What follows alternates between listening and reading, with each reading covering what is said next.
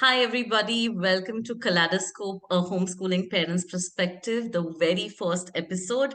And wish you all a very, very, very happy Holi from me, Sulbha, and my friend.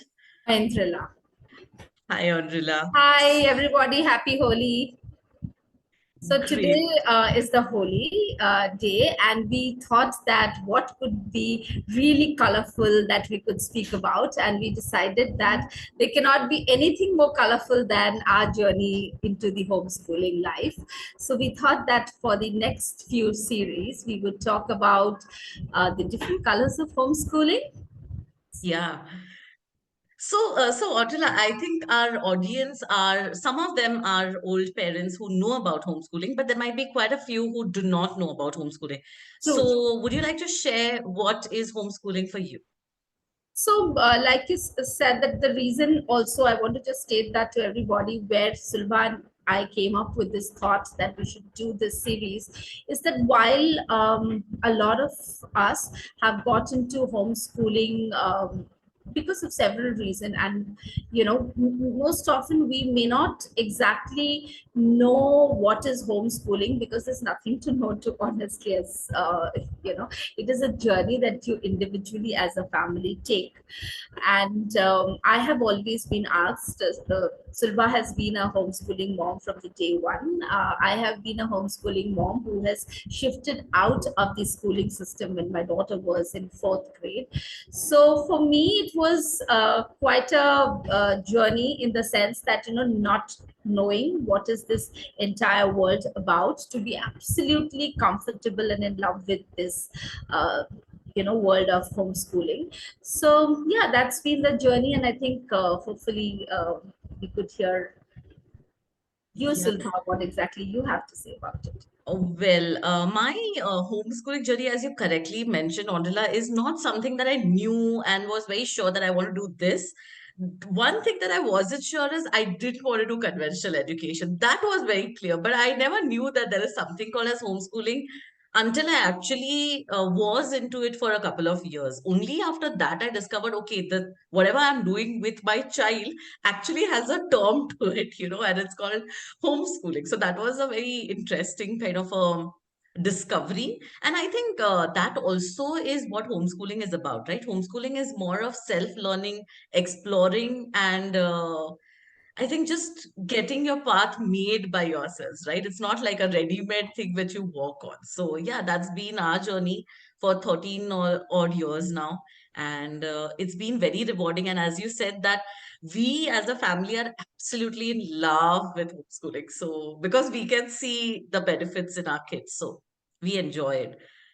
So for me, it was all about one fine day, and I don't think we even thought that it would be a homeschooling. We just knew that the system that she was in, which was a very formal school system, wasn't working out to a large extent because the temperament my daughter had, the free spirited temperament, that was either she had to really keep that aside to fit into the structure, or she would always be termed as the one who hasn't settled in school.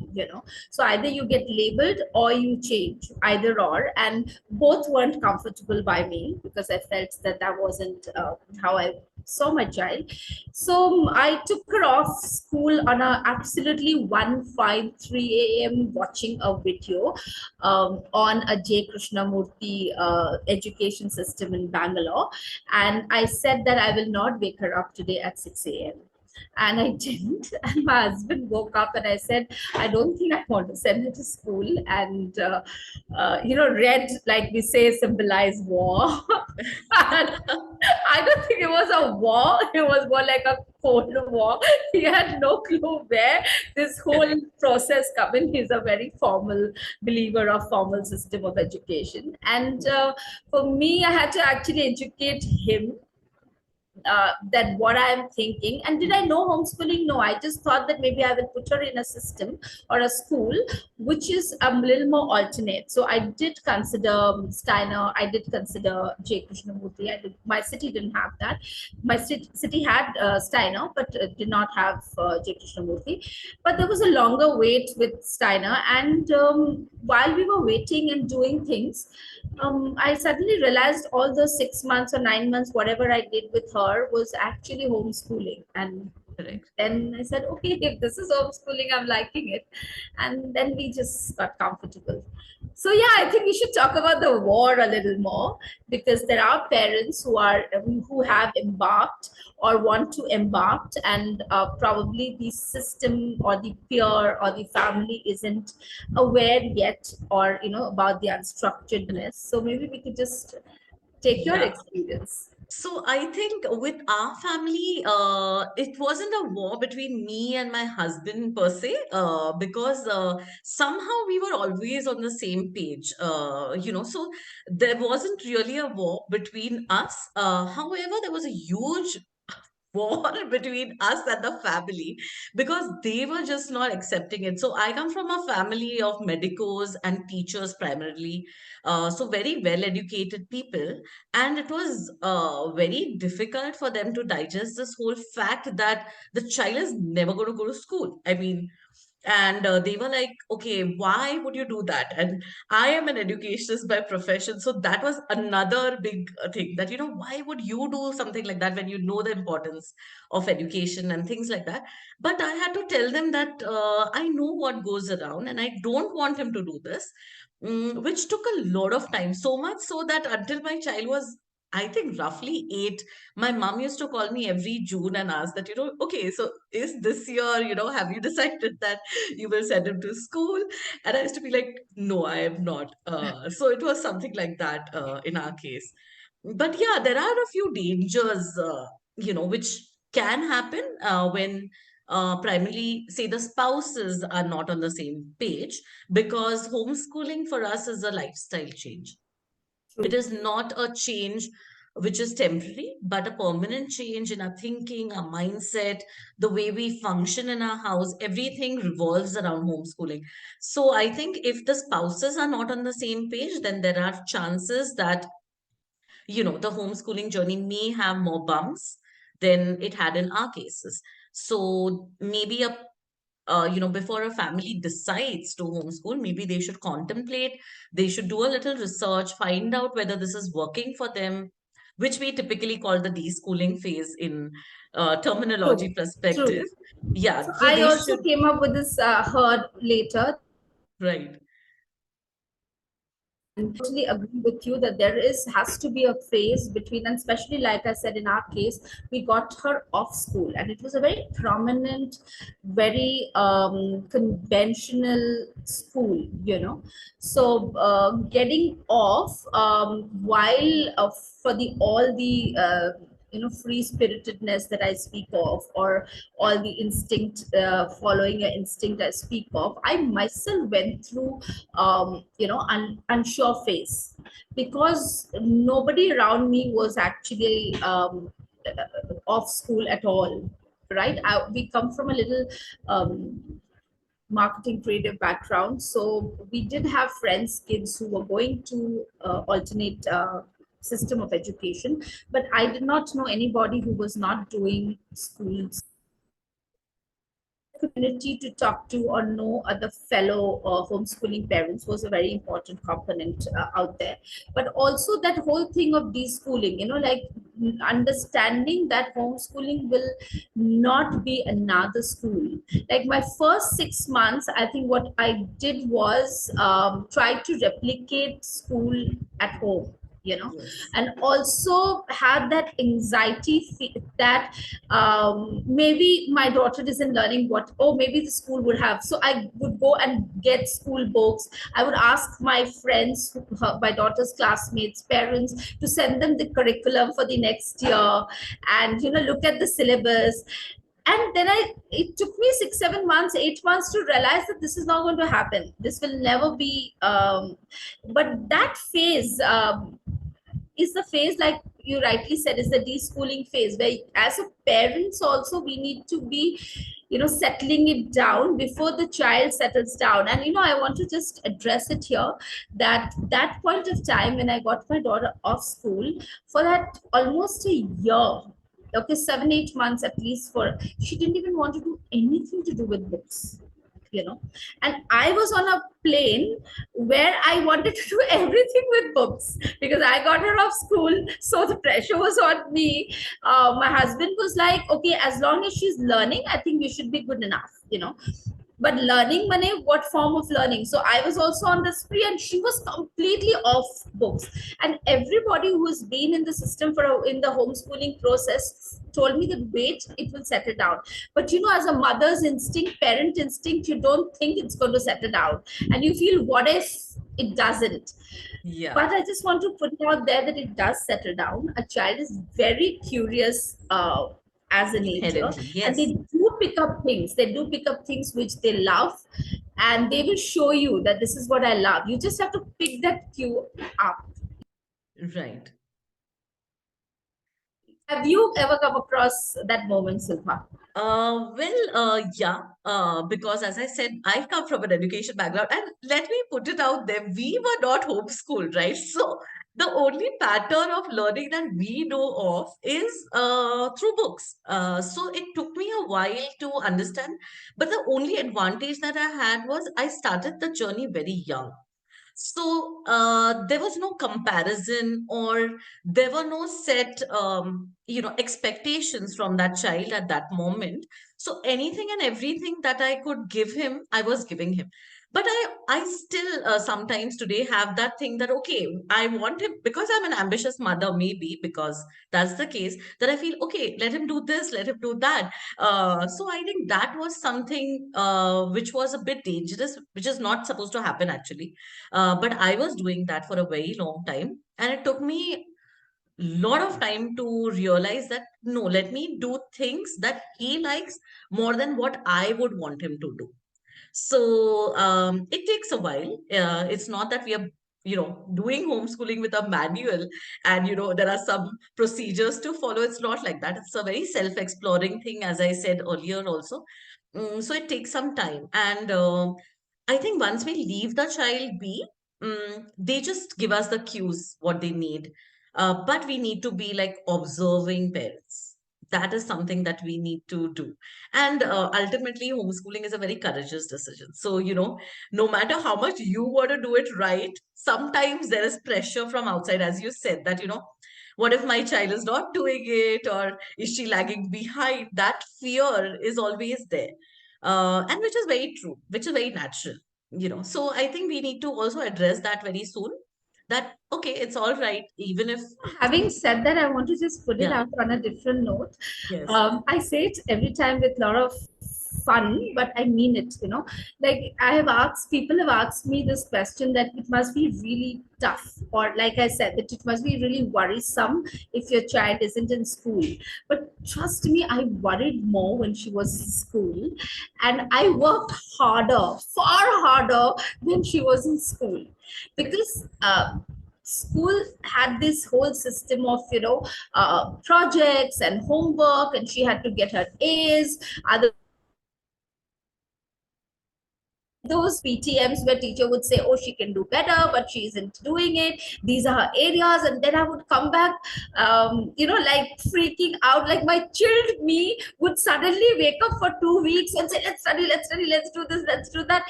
Only because of the pressure. So when I correct. homeschooled, it was almost like you've taken the whistle off the cooker. So I feel that for the schooling parent do far more and take far more pressure or stress than being in a homeschooling system. The fear of not learning is far more when my daughter was in school Yeah, than she is now. yeah, Easier. There is no benchmark, there is no correct. report card, there is no 10 other kids you are comparing with. So every time, and I want to put it out this way out here today, that the red, we spoke about red as passion. So following the passion of your child. So I my daughter has a blog, and so when she was young and she did not want to write, she was, I think, that time 10, and she didn't want to write at all, no form of writing. So I and she wanted to obviously little bit on social media. I wasn't very comfortable, so I said, chalo, let's blog, you know and that is where the blogging came in. And she would make short videos, and I would tell her, you now write the script and you write your articles.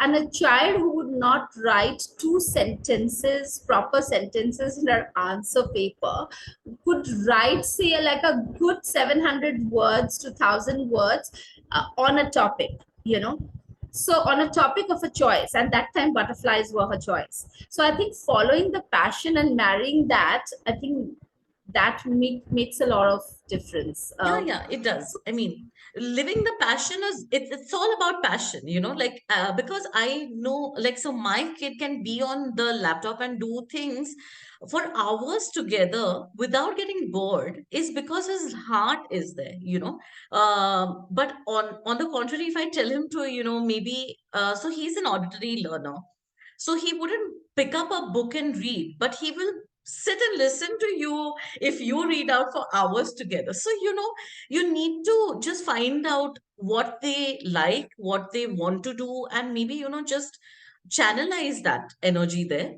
I think then it's a very happy phase. And Let's say trick them. Is that the yeah, good word to use? yeah, probably. So all the parents, especially mothers, you know how we trick them to eat vegetables inside parathas.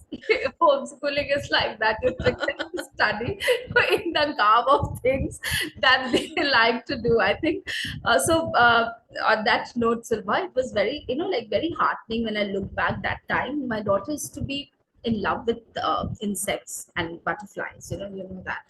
So I enrolled her in one course, which was actually, she was 10 years old then, and there was a course which was to do with adults. 16 plus was the minimum criteria, and everybody in that course was adults. 30, 28, 30, 35, 45. And it was led by this very prominent gentleman. He's known as the Butterfly Man of India, Isaac Kemkar. And and I Nature Watch Foundation was the who was hosting Hmm. this course, and I applied for Danya. So initially they were very skeptical, like for a 10-year-old to, apply for a thing.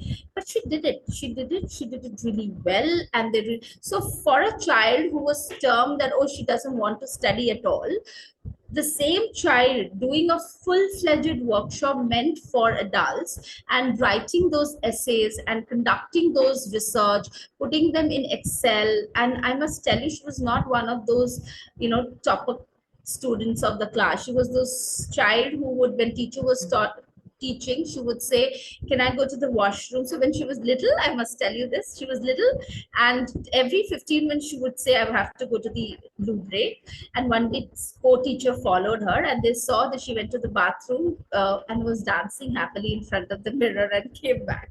So that's the child who was doing this. So I think that passion of red, I think that is where, following that as a parent, if you can pick that and let them bloom, they will do all of it: reading, writing, math, geography, everything, but you have to circle it around that passion of theirs.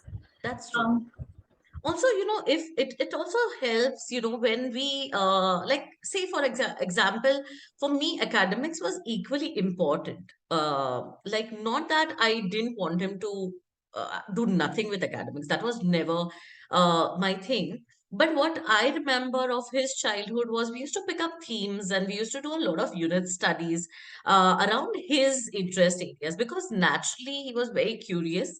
And the biggest mistake that we parents do, who are schooled, is that we think, "Arey, it's not in the book, so it wouldn't come to a child's mind." But it's exactly the opposite. They are very curious, so they ask you a lot of questions. And I had taken this vow to my own self that I'm never going to give him illogical answers. I am going to give him logical answers. Whether he understands or he doesn't is not my thing. Because I remember when he was very small, and um, I gave him a color sheet, and he made the clouds purple. And my teacher instinct at that time was like, okay, black I understand, blue I understand, white I understand, purple, why would he make purple? I was thinking, and I asked him that. I said, what do you think? Why did you do this? So he said, it's aurora. I said, what is it? I didn't realize that he's heard somewhere this term about northern lights, and he wanted to talk about that, you know. And I was Such a like, beautiful thing. and I was taken aback. I mean, it's like, okay, where did he even hear about Northern Lights? Like, I have not spoken to him about it. And then I discussed this with my husband the other day. I said, you know what? He made the clouds purple. And when I asked him, he said, these are the Northern Lights. And where did he hear? He said, yeah, we were reading a story, and it was something in the story that came up. And through that. So I'm like thinking that, see, learning will happen anyway. That was a very big cue for me that, okay, learning is happening and I don't need to worry about anything. So, yeah, it's interesting. I mean, there are many, many incidences like this where we realize that, okay, my child is learning beyond books, beyond his age. As you correctly said, that she was able to do something which an adult is able to do, is primarily because you have not limited her to True, books. true. Books and that, whole thing about, like you said, that age criteria, if this is the age, they have to do this, or this Correct, is the age. correct. I think that somewhere every child doesn't follow the same path. They want to explore and do different things. So I think that is also a very important Right. component into the. Ondula, they say that red is also a color of sacrifice. And sacrifice is, very crucial in homeschooling. So would you like to comment on what Like is I tell you, I say this all the time that I feel I sacrificed far more when she was in school than she's in homeschool. Okay, because I'm comparing this because I have like 50. two She phase? she is now 13, so technically she would have been in eighth. We got her off mid of fourth, so a significant number of years she was in school, and she went through the formal system of uh, play school to mother toddler to play school to all of that, and then boom, nothing. So I feel that I think the sacrifice there was more than now, because now it is following the natural instincts, right? The things that she likes. But yeah, to the extent sacrifice possibly, um to I don't know, to let her be. I think as the the sacrifice of, I don't know, actually I don't think I sacrificed anything. Okay. No, because uh, many parents usually come up with this question that, Sulma, we would love to homeschool, but we'll have to sacrifice so much on our personal front. So here I would just like to address that, yeah, sacrifices are there because definitely your child is with you 24 by 7.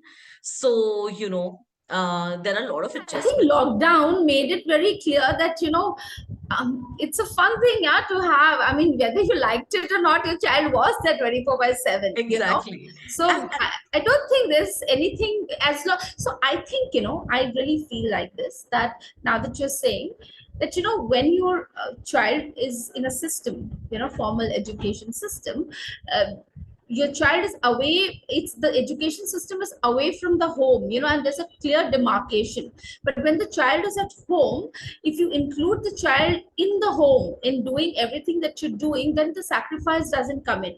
But Correct. if you keep the part that abhi this is her time to study, uska padhne ka time hai, to main tv nahi dekhungi. Now those are sacrifices my mother made for me. Correct. She wouldn't watch television because I had to study, Hmm. or she wouldn't go out because my exams were there.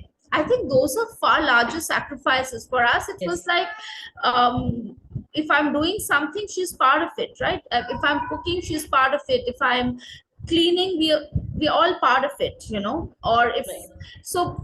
I didn't feel actually that it was actually that way a sacrifice. It was more like including, keeping her age in mind, or rather not keeping her age in mind, including her into our space like as a unit, family unit, and doing Correct. things whoever is able to do what. I think that makes it more seamlessly, and I think lockdown taught us that all. Yeah. Yeah, it did. And also, what I feel like these people who have apprehensions, I would like to address it right now that if you have any apprehensions as to, I am working, my husband is working, so how do we homeschool? So there are ways out. Like, I have been a full-time mom, a full-time working parent, and a full-time homeschooler at the same time. So it is very much possible. So was Andrilla. She has been doing it all. So it is possible. And as she mentioned correctly, that if you include the children in our everyday being as a part of your unit, then things just happen. Also, I feel it is very important to communicate with your child about how you feel at this point, because you can't put up a face and say that I can do it all, you're not a superhuman. So you can't. So at times you need to address it to your child and tell the child that it's not my responsibility to entertain the child 24 by 7, because many misconceptions are Anybody's there. responsibility. Yeah, Anybody, even the school, like I have this nobody whole is thing. responsible. Yeah, like I'm bored. Like Correct. bored. So what does the school do? What does the teacher do? Like I'm bored in a class. Anyways, the teacher wasn't there supposed to entertaining you.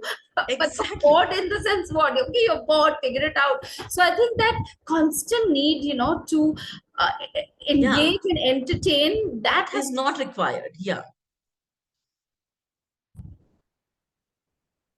Yeah. So, Yeah. In fact, it's I want important. to ask you Yeah. a thing, Silva, in this color of red, that how did you manage, or did you face, did Israel face peer conversations, that he was never in a school? How did you prepare that, or did it lead to any kind of anxiety, or any kind of unsureness within him that, he's never gone to school? Well, I was blessed on that front because of the setting that I was in. So we lived in a bungalow, which was typically in a little outskirt of Pune. So he didn't really have any kids his age. So the only people that were in our locality, so we had just 30 bungalows, and most of the bungalows were retired old people. So my kids' childhood has been with adults, grandparents, you can say, who have been very loving to him and very accepting. So, fortunately, he never had to answer anybody that why aren't you going to school? Because I think for grandparents, I mean, that age, no, they're just so giving. They're so loving. So they used to just accept it. And he was a child. So this was another thing which many parents ask that, if your child is homeschooled, socializing will never happen, or the child will be very fearful to talk to people. On the contrary, my child was very confident from the beginning. In fact, age was never a criteria. I could see other children when they used to come and they used to see an adult, they used to just move into a shell and not be very comfortable talking. On the contrary, my child was like, "Hey, hello, uncle, what's up?" Kind of a thing, because he never felt that there's a barrier. Age was never a barrier. So I think it was, in fact, a better journey for him, and no judgments. And when he grew up, also, and he was in different classes, and he knew that there are children who go to school. I don't remember even a single day that he asked me that, "Mama, why am I not in school?" Or that could also be because I used to take him to my workplace. So kind of, I don't know whether he knew it, he didn't knew it, but he was with me in my classroom, and I had a setup where my principals were also sweet, and they let my child be around. And I remember Israel entering into any class throughout the day, and when I used to have a break, lunch break, and I used to ask one, the peon uncle, exactly which class is he sitting on. So someday I used to find him in grade 7, someday in grade 10. So he was all over the place. Yeah. So for us, it was a little different journey. Okay. Initially, obviously, she was in school, right? So when she got off school, while she was very okay with it, and we were all okay with it, but obviously there will always be that one child in the building. Of so we Yeah. lived in high-rise stars, so there were a lot of children around, and she was quite a friendly person. So you would always have that one kid, or that one gang of kid who would come and say, oh, you didn't go to school. So or they would come and say that you will never learn anything. So at that time I remember this movie had come about being a space scientist, right? The Hmm. movie. And then every child wanted to be a space scientist, and then she was told that, you can never be a scientist because you never go to school. So my daughter came little upset and said that, Mama, I will never be a scientist because I don't go to school. And I think that is the time I started looking out for courses which will complement her, because also if you look at the group age requirement, then they want an industry validation, right? So that's their if you go by the Hmm. Erickson's social development psychosocial development theory. So I looked out for these courses, and this I Nature Watch course came as a God's gift, because when she got accepted, and everybody was really in love with her in that class because she was the youngest. And then initially they thought that, obviously she's a child, but she could have a full-fledged conversation on the Hmm. or would come up with her project. So they were in love, especially I always keep saying that he became his mentor. Isaac Kemper became his mentor, her mentor for a while. So I think that validation came in, and one day after completing the course, she said, Mama, I think I can be very successful because I can do what adults can do and my friends can't do. So my thing here is that if we can find, and then also the thing is that, like, she learns music since her childhood, right? So while I got her off school, and I know many homeschooling families also, children also self learn, we did not move that bit out. We let her do that, full discipline of learning classical Hindustani classical music, so which is very rigorous in its way. Like, you have to give exam, you have a riyaz, but what happened was that, and she's very thankfully she has an extremely nice guru, and thankfully she's also somewhere has a decent voice and a, natural inclination towards that. So she fared really well in her exams there. So when she fared well, that also gave her some kind of confidence that, no, I am really capable of being out there and I'm at par. So the reason Right. I'm bringing it out, that if you can find besides academics, if Hmm. you can arm them with, successes outside, Yes. um, it somehow negates. And then she obviously learned to give it back. I'll give you one more small thing, okay? So Yeah. when we shifted during Goa here, and she was in this swimming thing, and she actually, again, somebody mentioned to her, by then she was like Pro at very well answering. versed and comfortable with this entire thing. So she is also a water baby. So she is training right now. She just completed rather her junior PADI certification, scuba dive, deep sea diving. I can't say scuba diving, deep sea diving course. Hmm. So there was this little older boy, I think, in the swimming pool, and he must have said something. Oh, you don't know. So she said, I can dive 14 feet under the sea. You're like struggling with the swimming pool. So I think, that when you play with their strength now, they know where they stand, you know Yes. and And it is important. I mean, that recognition, from an outside person, apart from your family, is important. Because I remember Mishu was, I think, 7. And he participated in something called as Young Innovators Challenge, where he came up with a very nice, unique solution to a problem. So they had given us theme that, you have to come up with a real life solution. And we were talking to him about multiple things that he could do. And that time he was too much into robotics and electronics, which today also he is, but a little more he was at that time. So he came up with a solution, of course, with the help of his mentor, where they made an unmanned railway station gate using piezo sensors. And that was a wonderful thing. And they also gave him a chance because he was a very talkative person inherently. They also gave him a chance to anchor the entire show. And that time, there were about 50 odd school children who had participated with big teams and big projects. And this child carries a small little project, with the railway. And it was a working model, and he carries it very confidently. So the people who came to judge, and what happened, the best part is, about problem solving, right? So he, because he's a little clumsy fellow till date, he dropped the whole thing. Okay, and when he dropped the whole thing, the railway wheel, it was very sensitive, and the railway wheel broke. Now, me being the mother, I was in complete panic state.